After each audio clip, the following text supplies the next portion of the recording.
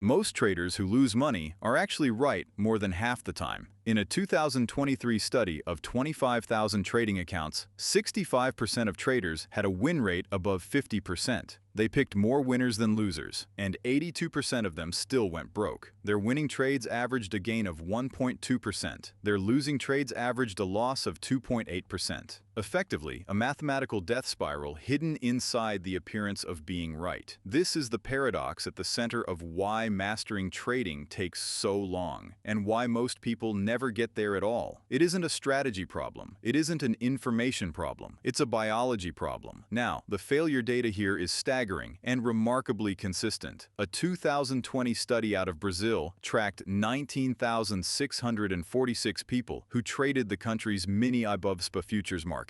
Not a sample. The entire population. Of the most committed traders, those who stuck with it for over 300 days, 97% lost money. Only 1.1% earned more than the Brazilian minimum wage. And researchers found zero evidence that traders improved with experience. Meanwhile, in India, the regulator SEBI looked at every account at every broker. In FY 2024 to 2025, 91% of individual derivatives traders lost money. A single year of losses totaled over $12 billion. In the EU, regulators force brokers to put the truth on their homepage.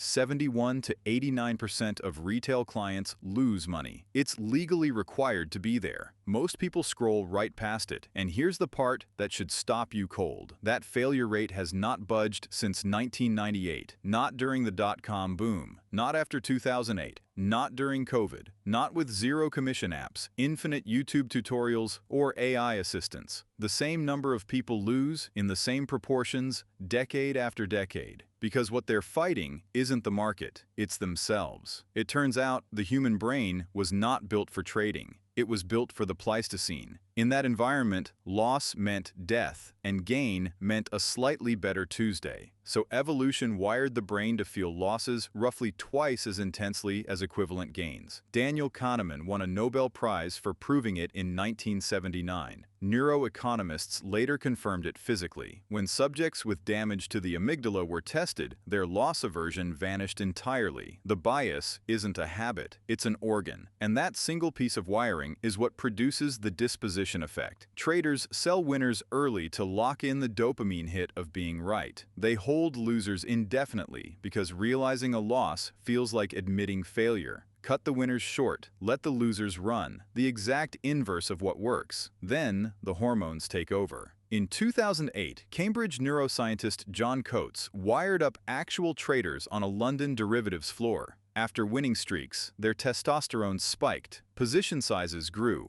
risk rules got abandoned. Then a loss arrived, and cortisol flooded the system. Stress chemistry remodeled their brains in real time. The amygdala grew louder, the prefrontal cortex went quieter. The exact moment they most needed discipline, biology took it away. Coates summarized it bluntly. The lizard that wins too many fights gets eaten. And this is where the real reckoning sits. Because trading isn't a skill in the way most skills are. A new accountant learns by stacking knowledge on top of an empty foundation. A new trader has to dismantle 200,000 years of survival hardware before any of the new lessons can stick. Cut your losses fast. Biology says, wait for the bounce. Let your winners run. Biology says, lock in the safe money. Size down after a loss. Biology says, make it back. Sit on your hands during chaos. Biology screams to do something. Every correct decision is a fight against the operating system. This is why the timeline is so brutal. 40% of day traders quit after 1 month. 80% are gone within 2 years. Only about 7% remain after 5 years. And most of those are still losing. The honest figure for true, weather-tested mastery sits somewhere between 5 and 10 years. Not because the charts are complicated, because the brain has to physically rewire.